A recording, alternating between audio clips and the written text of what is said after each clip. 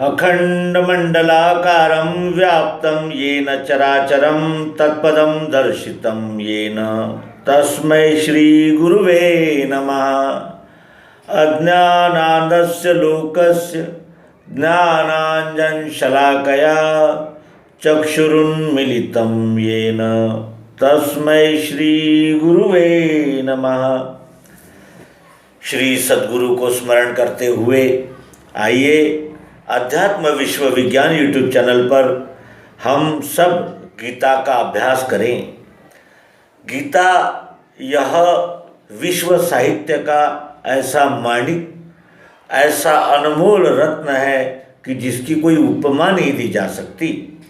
किसी भी दृष्टि से आप अगर श्रीमद् भगवद गीता की ओर देखते हैं तो आपको ये ध्यान में आता है कि उस विषय को भी श्रीमद् भगवद गीता ने क्लियर किया है।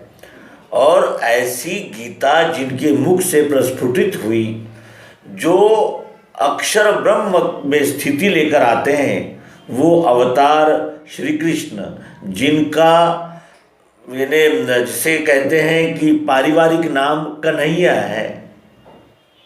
कन्हैया बांसुरी बजाते हैं और गोप गोपियों के साथ नृत्य करते हैं, सब करते हैं, लेकिन जो श्रीमद् भगवद गीता में कहा गया है उसके प्रकाश में उनके जीवन की ओर देखें तो ये ध्यान में आता है कि सर्वथा वर्तमानोपि, सर्वथा वर्तमानोपि। अरे अर्जुन, मैं विश्वरूप हूँ, मैं विश्वरूप हूँ। मानवीय शरीर धारण करने से लोग मुझे मनुष्य ही मानते हैं, लेकिन मनुष्य मनुष्य में अंतर होता है। किस तरह? सभी को आंखें हैं, कान है, नाक है, सब कुछ है, लेकिन एक व्यक्ति आता है वो समाज का विध्वंस ही करता है। एक व्यक्ति आता है वो रात और दिन समाज के कल्याण की ही चिंता करता है। क्या फर्क है इन दोनों में? क्या इन दोनों के जीवन का मोल एक ही जैसा लगाया जा सकता है? लगा सकते हैं हम, लगाना उचित होगा। उसी तरह जैसे एक तहसीलदार अपने तहसील के विषय में सोचता है, एक जज अपने अधिकार क्षेत्र में उसकी सोच रहती है, एक कलेक्टर, एक कमिश्नर अपने अपने इलाकों की, राज्य राष्ट्र या अपने अपने इलाकों की। लेकिन विश्व पटल की जो विचार और विश्व पटल की जो धारणा लेकर आते हैं कि मैं विश्व ही हूँ, और ये प्रत्यक्ष प्रायोगिक पद्धति से श्रीमद् भगवद गीता के 11वें अध्याय में भगवान श्री कृष्ण जी ने अर्जुन को बोध दिया, प्रयोग दिखाया, सब प्रयोग ज्ञान दिया और उसको अव्यय आत्मा का दर्शन भी करा दिया। वो आत्मा जो अव्यय है, अव्यय, अव्यय किसे कहते हैं? जो न घटता है, न बढ़ता है, न आता है, न जाता है, नित्य है, स्थायी है, अजन्मा पुराना है, उसका दर्शन करा दिया। और उसके सहित ही ये भी दिखा दिया कि जड़ अलग नहीं है, चेतन ही जड़ होता है और जड़ ही चेतन होता है। जड़ और चेतन ये वस्तु के सापेक्ष भाव है। जैसे अंधेरा है तो उजाला है, उजाला है तो अंधेरा है। अंधेरे का अस्तित्व कब तक? जब तक उजाला नहीं आता। और उजाले का अस्तित्व किस लिए? जब तक अंधेरा न हो। इसी को अवतार कहते हैं। अवतार भी माता के पेट से ही जन्म लेते हैं। यहाँ बगैर माता के पेट का आश्रय लिए कोई 9 महीने अपना शरीर धारण नहीं कर सकता और न जीवन को पा सकता है। फिर अवतार क्यों कहते हैं? जिसके विषय में फेसबुक पर बहस छिड़ गई है। अवतार कहते किसे हैं? अवतार उसे कहते हैं जो धर्म संस्थापना के लिए आता है। फिर धर्म संस्थापना क्या है? तो अधर्म यानी परपीड़ा, हाहाकार, जनार्दन का जन ही जनार्दन का अन्याय, अत्याचार से शोषण, ये जब बढ़ जाता है तो विश्व लेवल की, विश्व स्तर की एक मूर्ति यहाँ जन्म लेती है। विश्व स्तर रहता है उसका, और उसका जो नियम है वो प्राकृतिक रहता है, सार्वभौम रहता है। उसमें किसी भी प्रकार की यानी मानवीय सांप्रदायिक बुद्धि या मानवीय सांप्रदायिक विचार नहीं रहता, वो विश्व विचार रहता है। और विश्व विचार लेकर आने वाले को ही अवतार कहते हैं। वही अवतरण है जो प्रकृति का साक्षी होकर आते हैं। प्रकृति के साक्षी किसे कहते हैं?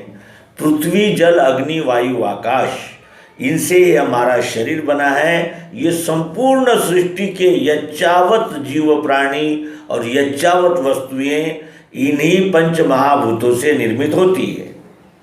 और यही पंच महाभूत शब्द, स्पर्श, रूप, रस, गंध इस यानी स्वरूप में इस शरीर में उपस्थित है, जिसका हम अनुभव लेते हैं।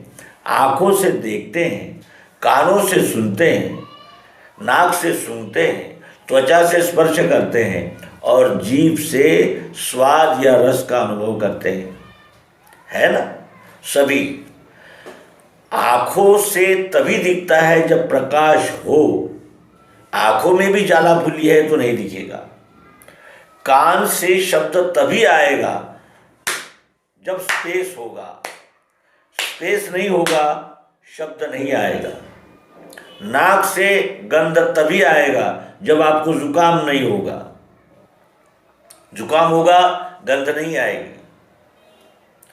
जीभ जब तक गिली है तब तक ही उसको रस का पता चलता है। ये जब गिली नहीं रहती तो इसे कोई रस का पता नहीं चलता। और जब तक हम छूते नहीं हैं, हमें ठंडा, गरम, मुलायम, कड़ा इसका अनुभव भी नहीं होता। ये पंच महाभूत ही पंच तन्मात्राएं बनकर व्यक्त होती है पंच ज्ञानेंद्रियों के द्वारा। और इनके जो साक्षी रहते हैं, अब इनके साक्षी किसे कहना चाहिए? साक्षी का भी विचार होना चाहिए। साक्षी कौन है? पृथ्वी, जल, अग्नि, वायु, आकाश ये प्राकृतिक है, इस बात को वो बहुत अच्छी तरह जानते हैं। इनके चक्र में हस्तक्षेप नहीं किया जा सकता, ये भी वो बहुत अच्छी तरह जानते हैं। शब्द, स्पर्श, रूप, रस, गंध ये अनंत है और यानी अखंड है, सर्वत्र है, ये बहुत अच्छी तरह जानते हैं वो। इसलिए वो शब्द, स्पर्श, रूप, रस, गंध इनको विषय नहीं बनने देते। इनका भोग अवश्य करते हैं, लेकिन ये उनके विषय नहीं होते। विषय हम सामान्य लोगों के लिए बन जाते हैं, क्योंकि वो इन शब्द, स्पर्श, रूप, रस, गंध की अथाहता, अखंडता नहीं जान पाते। इसलिए हम लोग प्रकृतिबद्ध रहते हैं और ये प्रकृति के साक्षी रहते हैं। अवतार प्रकृति के साक्षी होते हैं। तो प्रकृति के साक्षी अर्थात पृथ्वी, जल, अग्नि, वायु, आकाश, मन, बुद्धि और अहंकार, यही मेरे प्रकृति के 8 अंग है। इन 8 अंगों से जो बनी है उसे प्रकृति कहते हैं। और जो प्रकृति के साक्षी रहते हैं उन्हें अवतार कहते हैं, जो अक्षर से जन्म होता है जिनका। अक्षर ये निराकार भाव है, मिठास, अस्तित्व, चाहत, जरूरत, प्रियत्व और भातित्व अर्थात प्रत्यक्ष है में ही हमें प्रियत्व दिखेगा। जो नहीं है उसमें क्या देखेंगे हम? और यहाँ क्या नहीं है? सब कुछ है ही। जो भी हम कहेंगे वो है ही, और जो है उसी को यानी अक्षरात्मा कहते हैं। और इन दोनों भूमिकाओं का लय नाम इस पुरुषोत्तम भूमिका में दोनों का लय हो जाता है। आशय ये है कहने का कि जब अर्जुन ने इस बोध को पाया, अनुभव लिया, तब सबसे पहले उसके मन में एक ग्लानि निर्माण हुई। इतना पश्चाताप हुआ उसे कि ओ हो, ये मेरे जीवन में कितनी बड़ी यानी उपलब्धि है कि मैं कन्हैया का मित्र हूँ, और उस कन्हैया का मित्र हूँ जिसने सबसे बड़ा रहस्य वो मेरे आगे खोल दिया। ये मेरे सद्गुरु है, ये मेरे सद्गुरु है। और दोनों मित्र थे, रिश्तेदार भी थे और मित्र भी थे। तो उस समय अर्जुन की आंखों में आंसू आ गए। अर्जुन कहने लगे कि मैं क्या कहूँ, मेरे कुछ समझ में नहीं आता है।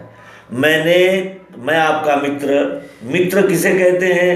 जो अपनी मुसीबतों में हिम्मत दे और जो अपने उद्विग्नता में अपनी हंसी मजाक विनोद के द्वारा अपने मित्र का मन बहलाए, इस भूमिका में फंसकर मैंने आपका खान पान शैया आसन इसमें उपमर्द किया, सम्मान नहीं रखा। मैं नहीं जानता था कि आप सद्गुरु हो। सद्गुरु किसे कहते हैं? जो सत्य का प्रत्यक्ष दिग्दर्शन करते हैं। और सत्य किसे कहते हैं? जो त्रिकाला बाधित होता है, जिसे कोई मिटा नहीं सकता, काट नहीं सकता, झुटला नहीं सकता, उसे सत्य कहते हैं। और उस अर्जुन की मनस्थिति का हम विचार करें मित्रों, और हम भी इस निमित्त से, इस एपिसोड से यही संदेश दे रहे हैं कि हम आपके मित्र हैं। हम सामान्य गृहस्थ लोग हैं, हम आपके मित्र हैं। और हम मित्र आपके इसलिए कहलाते हैं कि मित्र जो है वो आग्रह भी कर सकता है, प्रार्थना भी कर सकता है, वो बहुत कुछ कर सकता है। क्यों? क्योंकि मित्रता समान स्तर पर होती है। भले ही वो राजा हो, राष्ट्रपति हो, पंतप्रधान हो, लेकिन मित्र के लिए वो मित्र ही है। अपने सुख दुख किसे बताएगा? मित्र को ही बताएगा।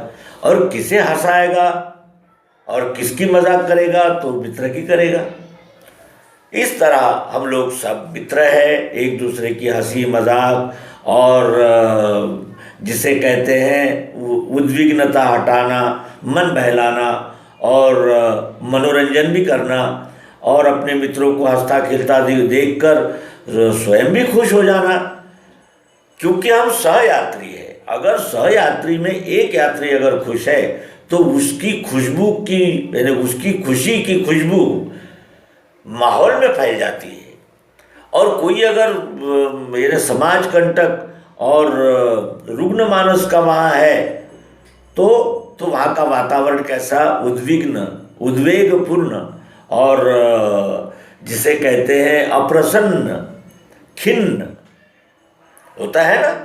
उसी तरह हम भी इस प्रसंग में आप सभी से क्षमा मांगते हैं कि हंसी मजाक में, ठट्ठा मस्करी में आचार्य गुरुजनों का उपमर्द हुआ हो, कुछ मानभंग हुआ हो या कुछ अपराध हुआ हो, तो वो इस शुभ अवसर पर हमें क्षमा करें। और ये कहते हुए यहाँ इस अंक को विराम देंगे। आने वाले अंक में हम मोक्ष संन्यास योग, श्रीमद् भगवद गीता का मोक्ष संन्यास योग प्रस्तुत करने जा रहे हैं मित्रों। और मोक्ष उसे ही मिलता है जो सन्यासी है। सन्यासी वही है जिसे मोक्ष मिलता ही है। सन्यास क्या है? इस विषय में अनेक प्रकार के भ्रम फैले हैं मित्रों। आइए भ्रम निराश करें और हम भी सन्यास के सहारे मोक्ष की ओर चले। श्रीमद् भगवद गीता अध्याय 18वां मोक्ष संन्यास योग। धन्यवाद।